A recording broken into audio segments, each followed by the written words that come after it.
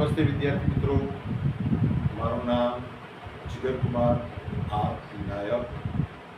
હું વાવ તાલુકાની પરીખ એમસી સંસ્કાર વિદ્યાલય તીતગામા ખાતે આવેલી એક માધ્યમિક અને ઉચ્ચતર માધ્યમિક શાળામાં શિક્ષક તરીકે આસિસ્ટન્ટ ઇંગ્લિશ ટીચર તરીકે ફરજ બજાવું છું.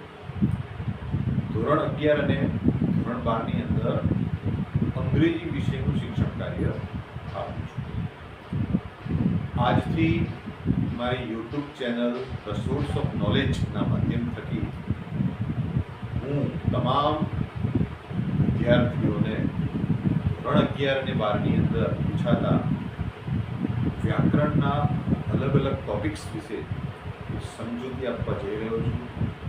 મારા વિડીયો આપને જો પસંદ આવે તો એને લાઈક કરશો, બેલ આઇકનથી ઉપર ક્લિક કરશો અને સબસ્ક્રાઈબ કરશો.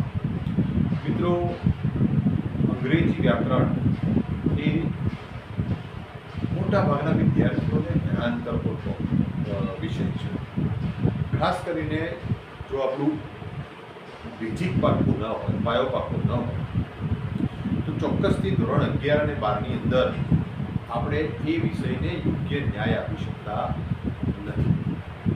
ઘણીવાર વર્ગખંડોમાં શિક્ષક ભણાવતા હોય તેમ છતાં પણ આપણે આપણો જે ગ્રાસ્પિંગ પાવર છે એ ખૂબ લો હોય છે.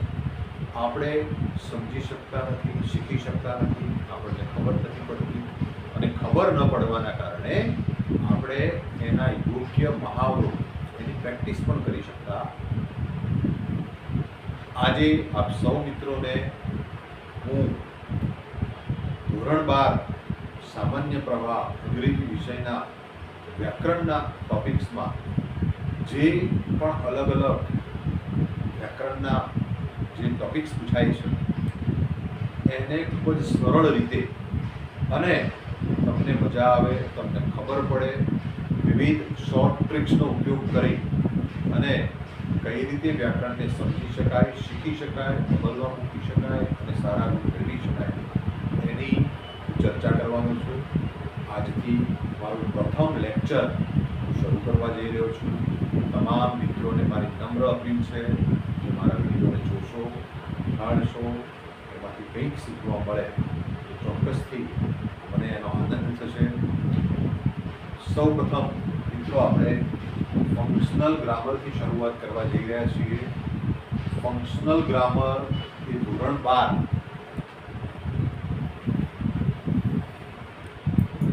ફંક્શનલ ગ્રામર એ ધોરણ 12ની અંદર અંગ્રેજીના ક્વેશ્ચન પેપરમાં કુલ 12 ગુણનું પૂછાય છે, 12 માર્ક્સ. તો આ 12 ગુણનું વિભાજન કઈ રીતે થાય છે એને સમજવાનો પ્રયત્ન કરીએ.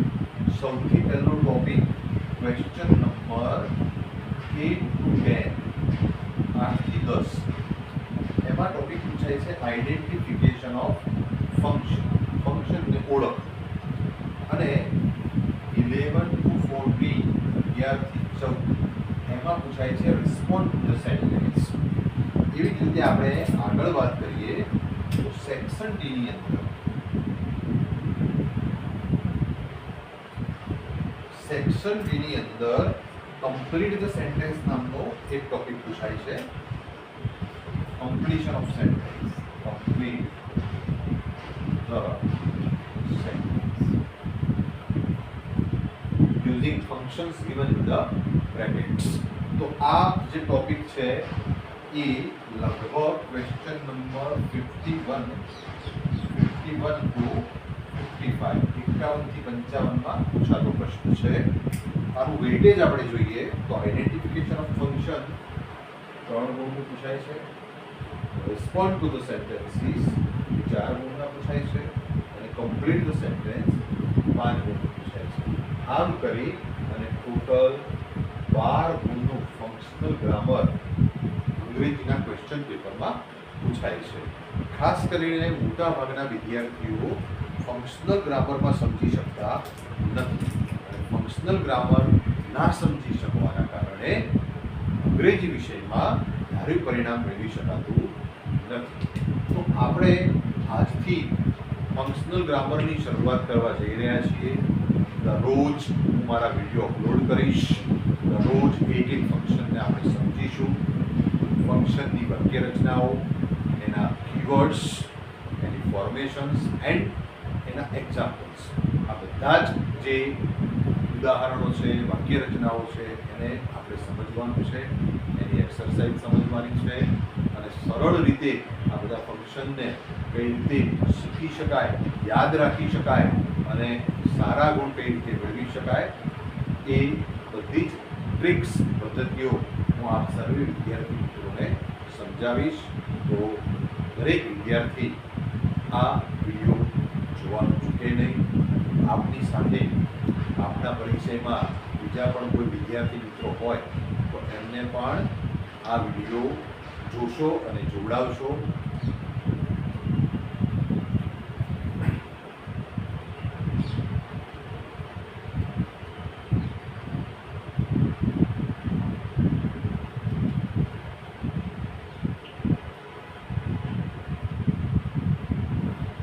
વિદ્યાર્થી મિત્રો, ફંક્શનલ ગ્રામરમાં આજે આપણે સૌથી પહેલા એક નાનકડા ફંક્શનથી શરૂઆત કરવા જઈ રહ્યા છીએ.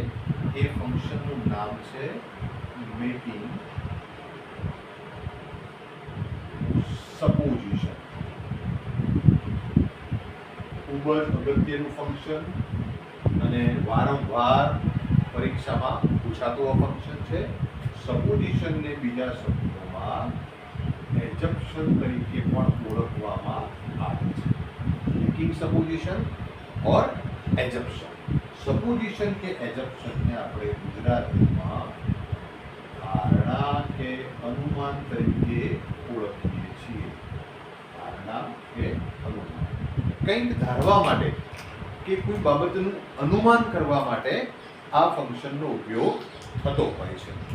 આની વાક્ય રચના, આના કીવર્ડ્સ અને એક્ઝામ્પલ્સ વિશે આપણે સમજૂતી મેળવીએ. તો સૌ પ્રથમ મેકિંગ સપોઝિશન ઓર એજમ્પશન, એના મુખ્યત્વે કીવર્ડ્સ બે છે. એક છે એજ ઇફ અને બીજું છે એજ ધો. એજ ઇફ અથવા એજ ધો, જેને આપણે ગુજરાતીમાં જાણે કે તરીકે ઓળખીએ છીએ. એજ ઇફ અથવા એજ ધો એટલે કે જાણે કે. એજ ઇફ અથવા એજ ધો નો ઉપયોગ થાય એવી ફોર્મેશનને આપણે સમજીએ. એની વાક્ય રચનાને ફોર્મેશન એટલે વાક્ય રચના. તો વાક્ય રચનાની શરૂઆત અહીંયા કર્તાથી થતી હોય છે. કર્તા પછી ક્રિયાપદ આવે. ક્રિયાપદ પછી આ વાક્ય રચનામાં અન્ય શબ્દો આવે. અન્ય શબ્દો પછી આપણા જે કીવર્ડ્સ છે એજ ઇફ અથવા એજ ધો, એનો ઉપયોગ થાય. એજ ઇફ અથવા એજ ઇફ અથવા એજ. વાક્ય રચનામાં આગળ વધીએ તો એજ ઇફ અથવા એજ ધો પછી આગળ આપેલ કર્તાનું સર્વનામ મુકાતું હોય છે. એજ ઇફ અથવા એજ ધો પછી શું આવશે? કર્તાનું સર્વનામ. કર્તાના સર્વનામ પછી મોસ્ટલી વેર અથવા હેડબીનનો ઉપયોગ થાય. એજ ઇફ હોય તો વેરનો ઉપયોગ થાય છે. એજ ધો હોય તો હેડબીનનો ઉપયોગ થતો હોય છે. હેડબીનનો ઉપયોગ થયા પછી અહીંયા નામ આવશે. હવે વિદ્યાર્થી મિત્રો, મેં તમને અગાઉ વાત કરી હતી એમ કે કોઈ પણ ટોપિકને સમજવા માટે બેઝિક પાયાનું નોલેજ હોવું જરૂરી છે. આપણે આ નામ છે, નાઉન, તો આ ટોપિક આપણે 9મા 10મા ધોરણની અંદર સમજતા હોઈએ છીએ. What is noun? There are different kinds of nouns like proper noun, common noun, abstract noun. તો આ જે નાઉન છે એ અહીંયા આવે છે. નામ, ખાસ કરીને પ્રોપર નામ આપણે કોને કહીશું? સંજ્ઞાવાચક નામ કોને કહેવાય? અને કોમન નામ, સામાન્ય નામ કોને કહેવાય? એનું તમને સામાન્ય સમજૂતી આપો. દાખલા તરીકે જે કોઈ એક પર્ટિક્યુલર વ્યક્તિ માટે, કોઈ એક પર્ટિક્યુલર સ્થળ માટે જે નામનો ઉપયોગ થતો હોય એને આપણે પ્રોપર નાઉન તરીકે ઓળખીએ છીએ. દાખલા તરીકે મહેશ, તો મહેશ શું છે? એક પ્રોપર વ્યક્તિનું નામ છે. That is why it is a proper noun. જ્યારે હું એમ કહીશ બોય, તો it is commonly used to every boy. દરેક છોકરા માટે જે કોમનલી જે શબ્દનો ઉપયોગ થાય એને આપણે કોમન નાઉન તરીકે ઓળખીએ છીએ. તો મેં એટલા માટે તમને અહીંયા સમજૂતી આપી કે આપણે એક વસ્તુ અહીંયા સમજવાની છે. દાખલા તરીકે અહીંયા જો કોમન નાઉન આવે છે, સી મીન્સ કોમન નાઉન, તો આપણે આર્ટિકલ એ કે એન અહીંયા મૂકવો પડે. પણ જો પ્રોપર નાઉન આવે છે તો અહીંયા કોઈ આર્ટિકલ મૂકવાની જરૂર નથી. હવે આ વાક્ય રચનાનો ઉપયોગ કરી આપણે એક એક્ઝામ્પલ સમજીએ. વાક્ય રચનાની મદદથી એક એક્ઝામ્પલ સમજવાનો પ્રયત્ન કરીએ. દાખલા તરીકે હું ઉદાહરણ લખું, Mahesh speaks English as if he were a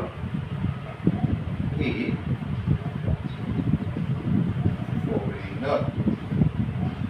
Mahesh speaks English as if he were a foreigner.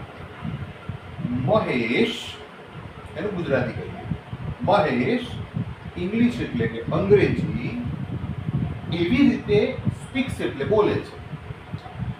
Mahesh અંગ્રેજી એવી રીતે બોલે છે. ચલો, એજીફ એટલે જાણે કે. મહેશ અંગ્રેજી એવી રીતે બોલે છે જાણે કે. હી એટલે તે. અ ફોરેનર એક વિદેશી. વેર એટલે હોય. મહેશ એવી રીતે અંગ્રેજી બોલે છે જાણે કે એક વિદેશી હોય. હવે અહીંયા તમે જુઓ, આપણે વાક્ય રચનાને કમ્પેર કરવાનો પ્રયત્ન કરીએ તો અહીંયા કર્તા સ્થાને કોણ છે? મહેશ. આપણું ક્રિયાપદ કયું છે? સ્પીક્સ. અન્ય શબ્દોની અંદર આપણે કહી શકીએ English. English is also N object, એને કર્મ પણ કહી શકાય. ચલો, એના પછી આપણે આપણું કીવર્ડ મૂક્યું છે supposition. As if. As if મૂક્યા પછી કર્તાનું સર્વનામ, અહીંયા કર્તા કોણ છે? આપણો મહેશ. એટલે મહેશનું સર્વનામ આપણે શું મૂક્યું છે? અગાઉ મેં વાત કરી હતી એ પ્રમાણે એઝ ઇફ હોય તો મોસ્ટલી વેર આવે, એઝ ધો હોય તો હેડ બીન આવે. ચલો, એઝ ઇફ છે એટલે આપણે અહીંયા વેર મૂક્યું. ચલો, વેર મૂક્યા પછી વાક્ય રચનામાં આગળ શું છે? નામ. નામ તો ફોરેનર એ શું છે? એક નામ છે. ફોરેનર એટલે વિદેશી વ્યક્તિ. એ શું છે? નામ. હવે એ કેવું નામ છે? પ્રોપર કે કોમન? કોમન. યસ. તો કોમન નાઉન છે એટલે એની આગળ સુટેબલ આર્ટિકલ આપણે મૂક્યો છે, આર્ટિકલ એ. તો આ છે સપોઝિશનના કીવર્ડ્સ, એની ફોર્મેશન અને એનું એક્ઝામ્પલ. હવે પરીક્ષાની અંદર જે 3 ટોપિક્સની આપણે વાત કરી હતી, identification of function, respond to the sentence અને કમ્પ્લીશન ઓફ સેન્ટેન્સ, આ 3 ટોપિક્સના એક ઉદાહરણ આપણે સમજીએ.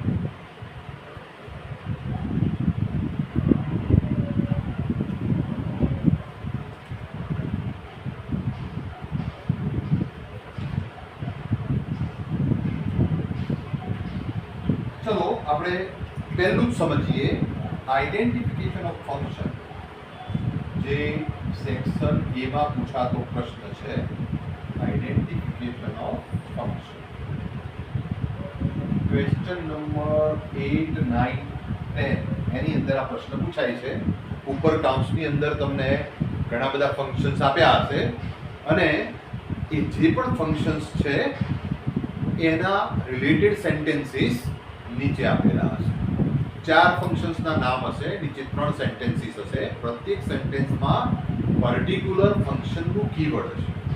આપણે એ કીવર્ડને ઓળખી અને એ વાક્યની સામે એનું સુટેબલ ફંક્શન લખવાનું છે. દાખલા તરીકે આ રીતે પૂછાયું હોય, મોહિની swims in the river as if she were a fish. Mohini swims in the river as if she were a fish. આપણે જો જાણતા હોઈએ કે as if is the keyword of making supposition.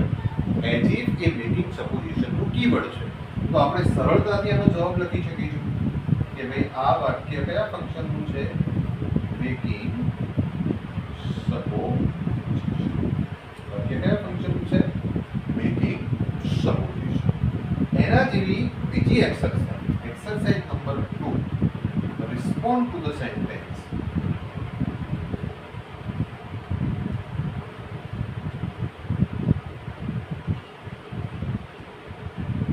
Respond to the sentence, question number 11 to 14, section A. આની અંદર supposition નું કોઈ ઉદાહરણ પૂછાય તો આપણે એને કઈ રીતે ન્યાય આપીશું એને સમજવાનો પ્રયત્ન કરીએ. દાખલા તરીકે Mayank say how does Monica dance? Mayank says, how does Monica dance? हमें विपुल ने एनो रिप्लाई આપવાનો છે. Who will give the reply? Vipul. But instead of reply there is blank. Reply ની જગ્યાએ શું છે?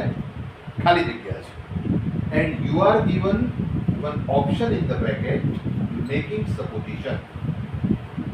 Making supposition. તમને એક ઓપ્શન આપેલું છે બ્રેકેટમાં, making supposition. Complete the respond to the sentence using functions given in the bracket. કૌંસમાં આપેલા ફંક્શનનો ઉપયોગ કરી અને રિસ્પોન્ડ આપો. તો અહીંયા આપણને 4 વિકલ્પ આપ્યા હશે. For example,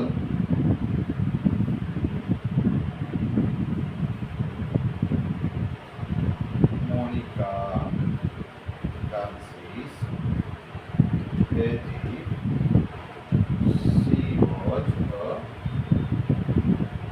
dancer. Monica danced well.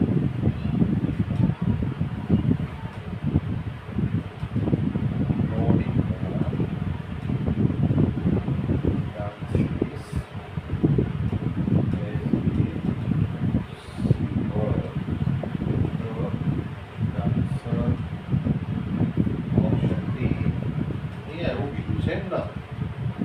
Okay, you are given 4 different options in this question. તો આ સંજોગોમાં આપણે કયા સ્ટેપને ફોલો કરવાનું છે? First of all, you are given option making supposition. તમને એક વિકલ્પ આપ્યો છે making supposition.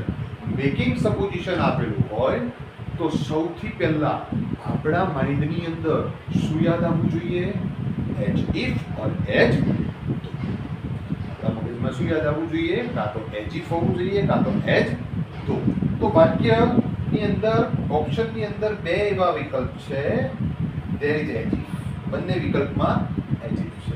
જો 4માંથી કોઈ એક વિકલ્પમાં કીવર્ડ આપેલું હોય, so it is very easy for us to choose. પસંદ કરવું આપણા માટે ખૂબ જ સરળ બની જાય છે, કારણ કે બીજા કોઈ ઓપ્શન સાચા હોય જ નહીં. પણ જ્યારે એક કરતા વધારે વિકલ્પમાં એના કીવર્ડ આપેલા હોય, then we have to remember the formation. આપણે એની વાક્ય રચનાને યાદ કરવી પડે. મોસ્ટલી આફ્ટર કીવર્ડ પછી વાક્ય રચના કેવી રીતે આગળ વધી હતી એને સમજવી પડે. દાખલા તરીકે આપણે વાક્ય રચનામાં શીખ્યા હતા કે as if એનું કીવર્ડ છે, એના પછી કર્તાનું સર્વનામ આવે. તો અહીંયા બંને જગ્યાએ મોનિકાનું સર્વનામ આવેલું છે, પણ સર્વનામ પછી શું આવે? as if હોય તો verb, as તો હોય તો had been. અહીંયા was છે, અહીંયા શું છે? where. That means which one is the correct option? C. સાચો વિકલ્પ કયો છે આપણો? C. તો આ રીતે આપણે કીવર્ડ અને ફોર્મેશન્સ ને સમજતા હોઈએ તો સરળતાથી સાચા વિકલ્પને આપણે પસંદ કરી શકીએ છીએ. તો 3 ગુણનું આઈડેન્ટિફિકેશન ઓફ ફંક્શન એની અંદર આ રીતે એક્સરસાઇઝ પૂછાય. 4 ગુણનું રિસ્પોન્ડ ટુ ધ સેન્ટેન્સ એની અંદર આ રીતે એક્સરસાઇઝ પૂછાય. હવે આપણે ત્રીજી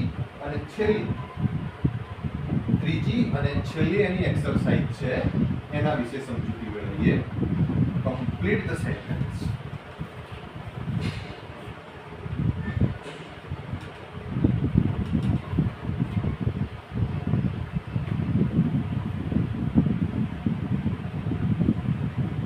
Complete the sentence. Completion of sentence using functions given in the bracket. કૌંસમાં આપેલા ફંક્શનનો ઉપયોગ કરીને વાક્યને પૂરું કરવું. દાખલા તરીકે એક ઉદાહરણ આપણે લઈએ.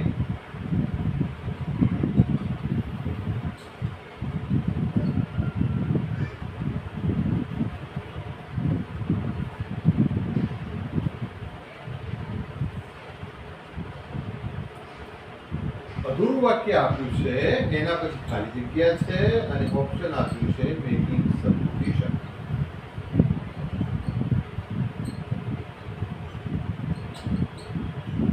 You are given 4 different options. A,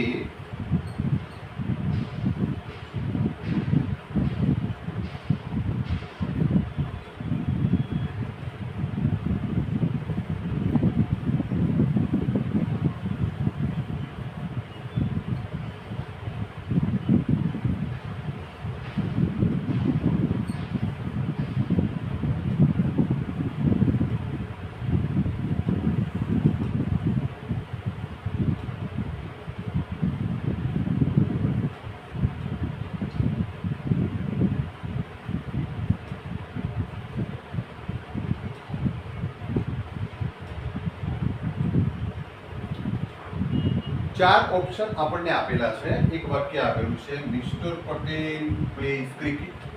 તો વાક્ય રચનાને આપણે યાદ કરીએ તો મિસ્ટર પટેલ શું છે? આપણો કર્તા છે. પ્લેઝ આપણું વર્બ છે, ક્રિયાપદ. ક્રિકેટ એ અન્ય શબ્દોમાં આવે. કર્તા, ક્રિયાપદ, અન્ય શબ્દો. પછી શું આવે? Formations. According to formations after other words what will we have to write? As if or as though. આપણે as if અથવા as though લખવું પડે. તો as if અથવા as though ચારેયમાં છે. ચારે ઓપ્શન્સમાં as if અથવા as though છે. તો આપણે થોડું આગળ વિચારીશું. as if અથવા as though પછી કર્તાનું સર્વનામ આપવું જોઈએ. મિસ્ટર પટેલનું શું સર્વનામ થાય? એ. અહીંયા પણ નીચે, અહીંયા પણ નીચે, અહીંયા પણ નીચે અને અહીંયા પણ છે. he પછી કાં તો where કાં તો had been હોવું જોઈએ. અહીંયા is છે એટલે આ ઓપ્શન આપણું કેવું છે? ખોટું છે. અહીંયા was છે એટલે આ પણ ઓપ્શન કેવું છે? ખોટું છે. અહીંયા where છે આ ઓપ્શન આપણું કેવું છે? સાચું છે. અહીંયા was છે આ ઓપ્શન કેવું છે? ખોટું છે. So which one is the correct option? Option C.